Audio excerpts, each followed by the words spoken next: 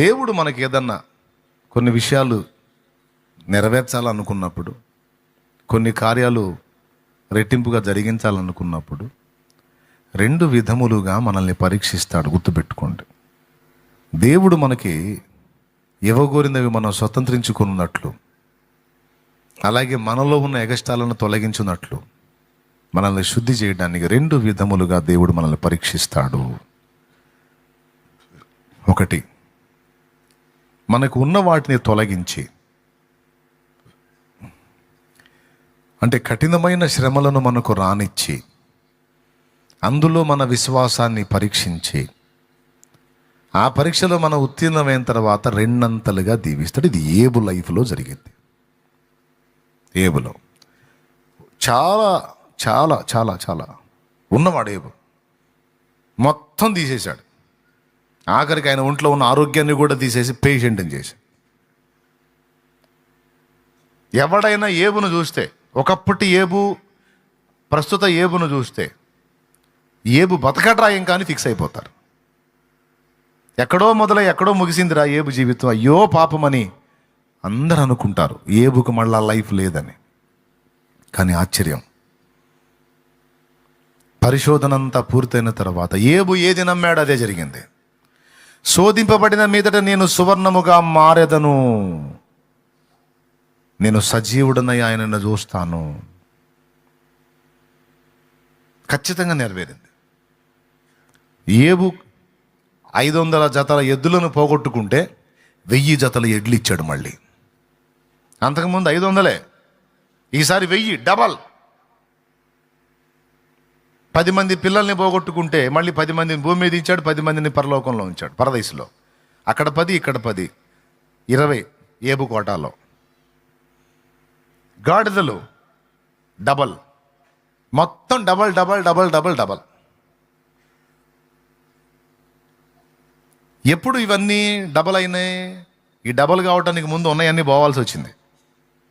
కొంతమంది అనుకుంటారు, ఎక్కడో ఒక రేంజ్లో ఉండేవాళ్ళం అన్నా, ఇప్పుడు ఇక్కడికి వచ్చాం. ఇప్పుడు ఇక్కడికి వచ్చాం, మరి సంగతి ఏంటంటే ఇంకేముందన్నా, అయిపోయిందన్నా, ఇంకేం లేదన్నా. లేదంటే లేదు.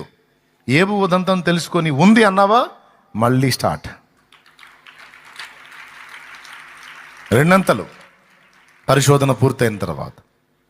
ఆ పరిశోధనలో ఏబుకు 2 పాఠాలు. ఒకటి విశ్వాస పరీక్ష, రెండవది అతనిలో ఉన్నటువంటి మాలిన్యం ప్రక్షాళన. 2 జరిగినాయి. మూడవది సైతానుగాడి వెధవైపోవటం. ఏబులో కొన్ని లోపాలు ఉన్నాయండి. ఈ శ్రమల చేత ఏబును శుద్ధి చేశాడు. రెండవది, ఏబు విశ్వాస వీరుడని మనందరికీ చూపించాడు. అంటే అంత కఠినమైన శ్రమలో కూడా నన్ను వదిలిపెట్టలేదని. మూడవది, సైతానుగాడు ఎదవైపోయాడు. ఏబుకు వచ్చిన అగచాట్ల వెనక ఈ 3 కారణాలు. ఇంకా బోళ్ళని ఉన్నాయిలే, ముఖ్యంగా 3. ఇప్పుడు దీన్ని ఏమంటారంటే, ఉన్నాయన్నీ తీసేసి శ్రమలను రప్పించి అనుమతించిన శోధన. ఓకేనా? 2 అన్నా, 1 అయిపోయింది. ఇప్పుడు రెండోది చెప్తా. రెండోది ఏంటంటే, లేనివి ఇచ్చి పరిశోధిస్తాడు. అందులో కొన్ని అవకాశాలు ఇస్తాడు. సంపదలు ఇవ్వటమే కాదు, సౌఖ్యం ఇవ్వటమే కాదు, పాపము చేయడానికి అవకాశాలు కూడా ఇస్తాడు. బరి తెగించి అడుగులు వేయటానికి, లోకాన్ని చూసి తప్పటడుగులు వేయటానికి, లోకం నీ ముందుకు వచ్చేటట్టు కూడా చేస్తాడు. ఈ ఒక్క ముక్క మీ మైండ్లో వేయాలని ఆశపడ్డా. ఏం చెప్పాను ఇప్పుడు? రెండోది ఏం చెప్పా చెప్పండి, ఇంకా నేను వెళ్తాను చెప్పండి. కొన్ని ఇచ్చి, అలాగే లోకం నీకు అందుబాటులోకి వచ్చేటట్టు చేసి పరిశోధిస్తాడు. అది కూడా టెస్టే, మనకు తెలియదు అది టెస్ట్ అని. దేవుని కృప వలన నువ్వు కానీ పాస్ అయ్యావు అనుకో, అందులో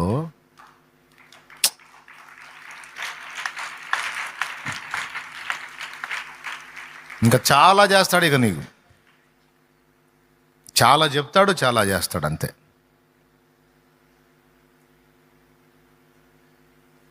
ఒకటేమో తీసి, రెండవది ఇచ్చి అన్నాను. ఇచ్చిన దానిలో లోకాన్ని, లోక సంబంధమైన భోగాలను అన్నిటినీ నీకు అందుబాటులో వద్దు. పాపం చేసే అవకాశాలు కూడా వస్తాయి. అక్కాయ్, ఈయనక్కాయ్ అనాయ్ విను, అందులో ఆఫర్స్ వస్తాయి. బాగా వినండి, ఆఫర్స్.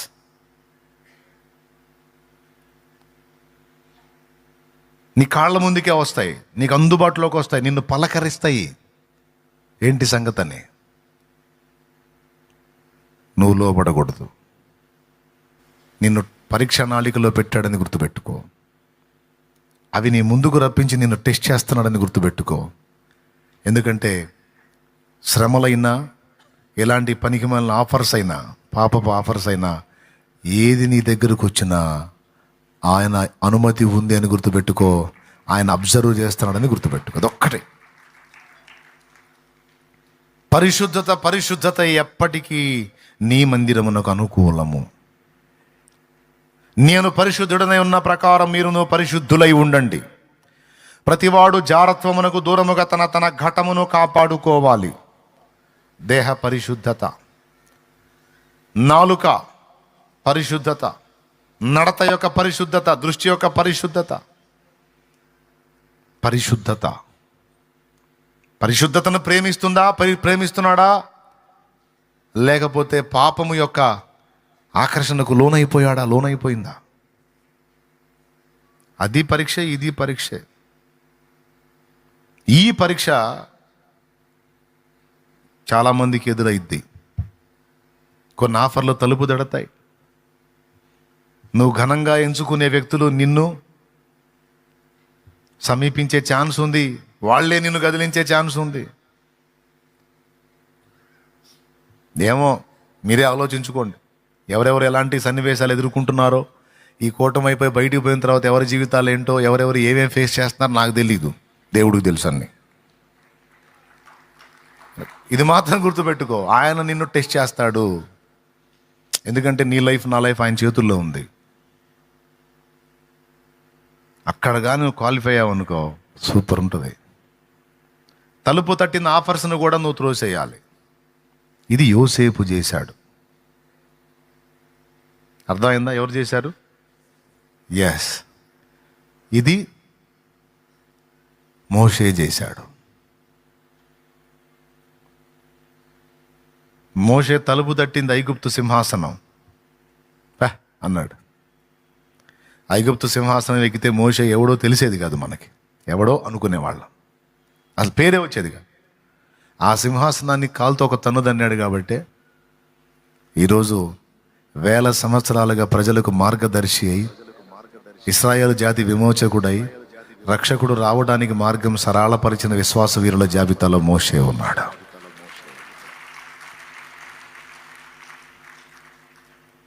అసలు ఇంకా మళ్ళీ మధ్యలో బెస్ట్ ఆఫర్ ఇచ్చాడు. వీళ్ళందరినీ హతం చేసి నీ నుంచి జనాన్ని రప్పిస్తాను అన్నాడు. ఆ ఆఫర్ని కూడా కాలదండి. నాకొద్దు బ్రో, నాకెందుకు? మా పితరులకు ఏం వాగ్దానం చేసి అది నెరవేర్చు. యోసేపు కూడా ఆఫర్ వచ్చింది, తప్పు చేసే అవకాశం ఏం లేదు. పోతిఫెరో భార్యకు జస్ట్ లోపడ్డాడంటే చాలు, రాజభోగం. రహస్యంగా పాపం చేస్తా, రహస్యంగా ఆమె పెట్టినన్ని తింటా, రహస్యంగా ఆమె ఇచ్చే డబ్బుతో అనుభవిస్తా. ఈరోజు పురుషులు కూడా అలాంటి వాళ్ళు ఉన్నారు.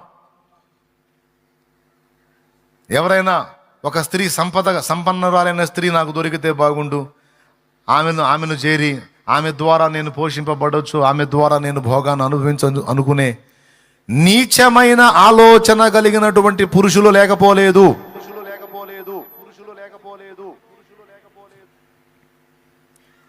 స్త్రీలలో కూడా అలాంటి వాళ్ళు లేకపోలేదు. రెండూ తప్పే. అట్లా కోరొద్దు. అలాంటి ఆఫర్ని తలుపు తట్టినా స్వాగతించొద్దు. ఆ ఒక్క చోట యోసేపు బెండ్ కానందుకు ఎంత ప్లస్ అయిందంటే, నెక్స్ట్ స్టెప్ సింహాసనమే. అర్థం చేసుకుంటారా నేను చెప్పే మాట? ప్రలోభానికి లోబడకుండా నిలబడినందుకు కొంతమంది రాజకీయ నాయకులు ఏం చేస్తారు? సింహాసనం కోసం దేవుణ్ణి కూడా పక్కన పెట్టేస్తారు. సింహాసనం కోసం దేవుణ్ణి కూడా పక్కన పెట్టేసి, దేవుణ్ణి, ఎందుకంటే ఇశ్రాయేలీల దేవుడైన యెహోవా రోషము గలవాడు, ఆయన పరాక్రమశాలి. అలాంటి వాడిని ఎరిగుండి కూడా ఆయన్ని కూడా పక్కన పెట్టి చెత్త వ్యవహారాలన్నీ చేస్తారు. దేవుడు పాఠం నేర్పుతాడు. సింహాసనం ఇచ్చేది జనం కాదురా నేను అని. అయినా సిగ్గురాదు కొంతమందికి. దేవునికి స్తోత్రం. అయినా సిగ్గురాదు. మళ్ళా జనాలకి దాసోహం దాసోహం దాసోహం. అదొక ఆఫర్ అన్నమాట. సైతాన్ గాడు అంటాడుగా, ఒకసారి నా కాళ్ళు మొక్కు, నీకెందుకు, నీకు మొత్తం ఇస్తానని. సైతాన్ గాడు అంటాడు, ఒకసారి కాళ్ళు మొక్కు, నీకు మొత్తం ఇస్తాయి, లోక భోగాలన్నీ ఇస్తానని. ఇట్లాంటి ఆఫర్లు అన్నమాట. ఎవడికి కావాలి సైతాన్ గాడు ఆశీర్వాదాలు? సైతాన్ గాడు ఇచ్చే ఆశీర్వాదాలుగా శాపాలవి. వాడి దగ్గర ఆశీర్వాదాలు ఏం లేవు. వాడి దగ్గర ఉందంతా శాపం. ఎందుకంటే వాడు శాపగ్రస్తుడు కాబట్టి. వాడు ఇచ్చే కూడా శాపగ్రస్తమైనవి, నాశనకరమైనవే. దేవుడిచ్చే శ్రేష్టమైనవి.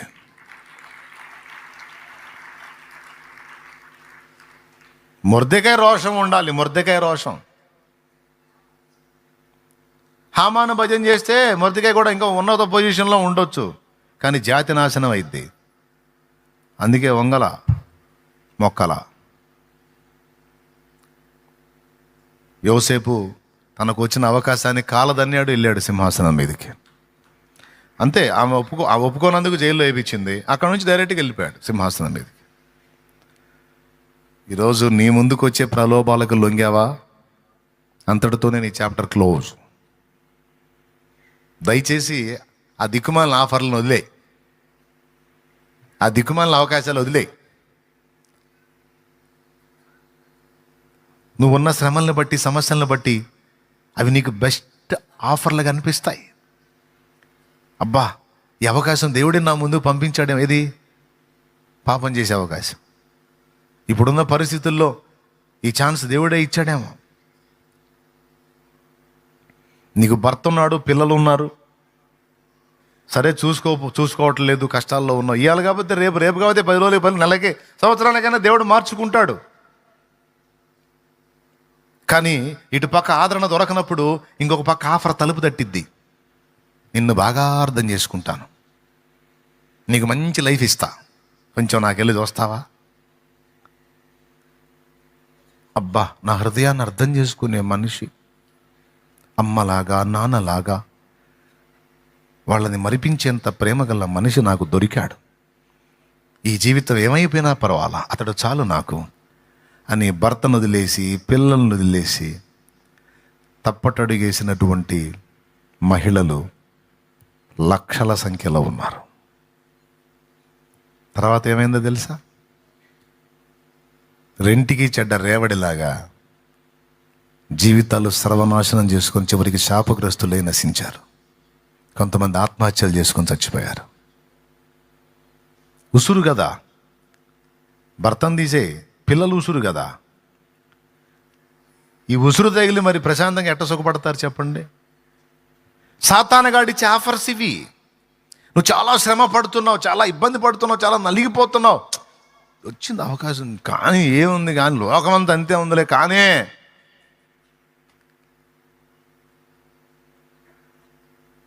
నువ్వు కూడా పెట్టబ్బా, ఇంకో కొంపడు పెట్టు,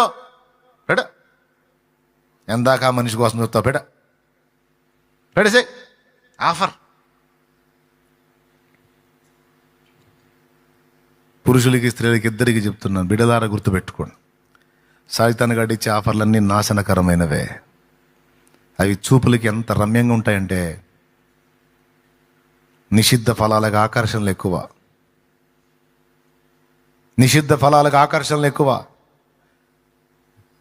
జాగ్రత్త పడండి మా, ఇంతే సంగతులు. నిలబడ్డావా, ఒక మోషే అవుతావు, ఒక యోసేపు అవుతావు. నిలబడ్డావా, ఒక ఎస్తేర్ అవుతావు, ఒక మరి అవుతావు. ఇశ్రాయేల్లో చాలామంది స్త్రీలు ఉన్నారు కానీ ఎస్తేరు వంటిది లేదు. ఇశ్రాయేల్లో చాలామంది కన్యలు ఉన్నారు కానీ మరియ వంటిది లేదు. యవనస్తురాళ్ళకి చెప్తున్నాను, జాగ్రత్త అమ్మా, జాగ్రత్త. కాపాడుకోండి, దేవుడు ఇష్టపడే పరిశుద్ధతను కాపాడుకోండి, పవిత్రతను కాపాడుకోండి అమ్మా. సైతానుగాడు తీసుకొచ్చే దిక్కుమాలిన ఆఫర్లు వాడు తెస్తాడు, దేవుడు అనుమతిస్తాడు, దేవుడు అవకాశం ఇస్తాడు, నీ ముందుకు రానిస్తాడు, సైతాను గాని అవి త్యానిస్తాడు. అప్పుడు నీ స్పందన ఏంటో చూస్తాడు. నాకొద్దు, నాకు ఒక భర్త ఉన్నాడు, నాకు పిల్లలు ఉన్నారు, ఇంకొకటి నాకెందుకు, ఇంకో దరిద్రం నాకెందుకు, అది పంట, అశుద్ధం నాకొద్దు అని నువ్వు కష్టమో నిష్ఠురమో, సరే వాడు పెడితే తింటా, లేకపోతే అట్లనే బ్రతుకుతా, నా దేవుడు ఉన్నాడు. ఇతను కాదు కదా, నాకు నా దేవుడు కదా. ఈ భర్త పోషించకపోతే నా దేవుడు పోషిస్తాడు నన్ను. ఇతడు బాధ్యతలు నెరవేర్చకపోతే నా దేవుడే ఏదో ఒక కార్యం చేసి నా బిడ్డల్ని బ్రతికించుకోవడానికి కృపనిస్తాడు. ఆయన కదిలేంత వరకు నేను ఎదురు చూస్తాను తప్ప ఈ నీచానికి మాత్రం తలొంచను, నాకొద్దు.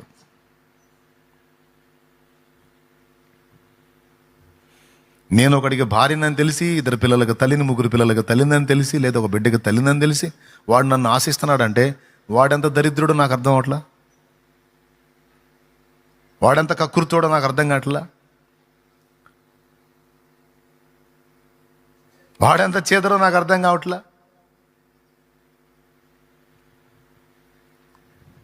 ఈరోజు నన్ను ఆశించినవాడు ఒకని కాపురం తీసి ఒకని జీవితాన్ని పాడు చేయడానికి నా విషయంలో ఒడిగట్టిన వాడు రేపు నాకు నమ్మకస్తుడని గ్యారెంటీ ఏంటి? కానీ ఇవన్నీ పనిచేయవు. చాటింగ్లు వస్తుంటాయి కదా, ఇవన్నీ పనిచేయవు.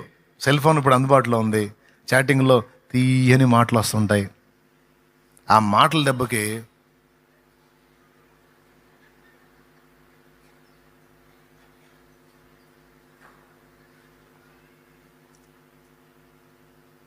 ఆ బిస్కెట్ల దెబ్బకి వాడికి తెలిసి వేసేవాడు బిస్కెట్ వేస్తాడో తెలుసు, వాడికి వాడు వేసేది బిస్కెట్లే, వేసేవాడికి తెలుసాయి. కానీ మనిషికి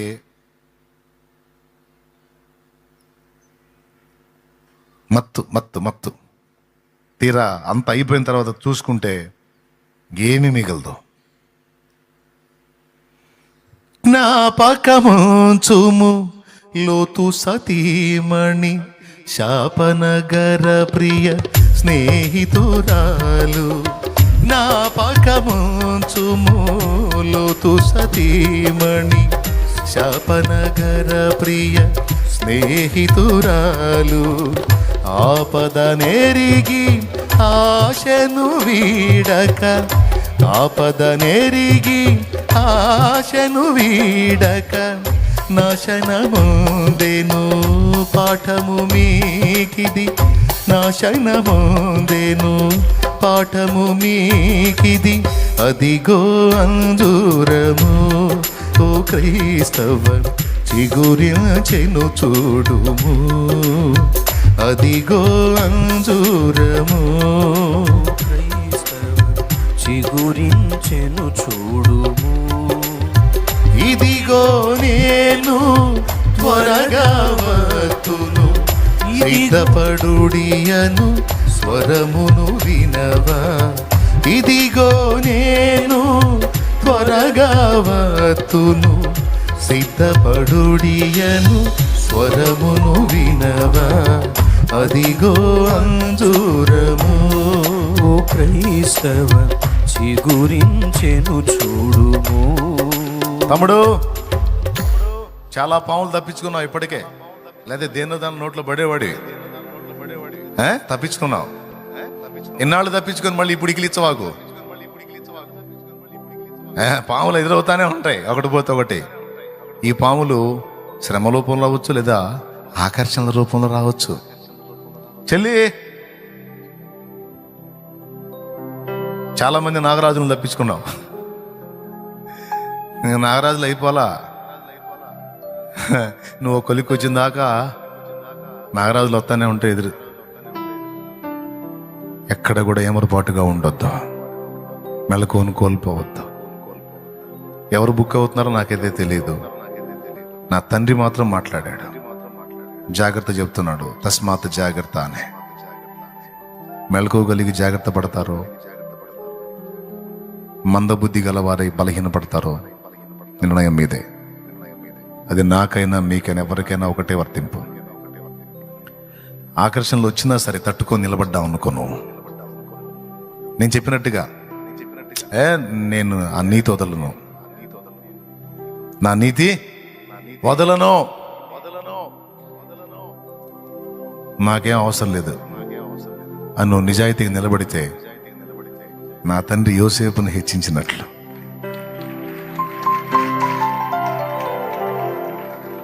యోసేపుకి మంచి భార్యని ఇచ్చాడు. తర్వాత దేవుడు సంతానాన్ని కూడా ఇచ్చాడు. ఇచ్చిన ఇద్దరు సంతానాన్ని కూడా వంశావళిలో చేర్చాడు, గోత్రాల్లో చేర్చాడు. ఎఫ్రాయిము, మనష్షే. అట్లుంటుంది మా సింహాసనం ఇచ్చాడు, చెప్పిన వాగ్దానాలన్నీ నెరవేర్చాడు, ఇచ్చిన దర్శనాలన్నీ నెరవేర్చాడు. ఇవన్నీ నెరవేర్చడానికి ఒక పరిశోధన రానిచ్చాడు. యోసేపు తప్పు చేయొచ్చు. ఏమని చెప్పి తెలుసా?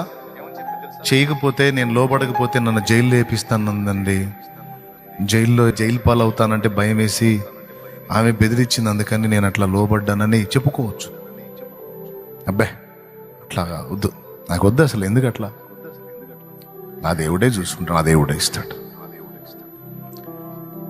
నిన్ను శోధించి, వేధించి, పీడించి, ఇబ్బంది పెట్టే మనుషులు నీ చుట్టూ ఉంటారు. అది ఇక్కడే కాదు, ఎక్కడైనా ఉంటారు.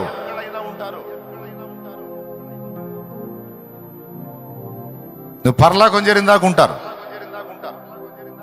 నువ్వు వెళ్ళలేవు వాళ్ళ నుంచి దాటి పక్కకి. వాళ్ళ మధ్యలోనే ఉండాలి, వాళ్ళని జయించాలి, దేవుని పరీక్షల్లో పాస్ అవ్వాలి. ఒకనాటికి నువ్వే వారిని గెలుస్తావు, ఒకనాటికి నువ్వే వారిని గెలుస్తావు. వాళ్ళు ఓడిపోతారు. ఓకే.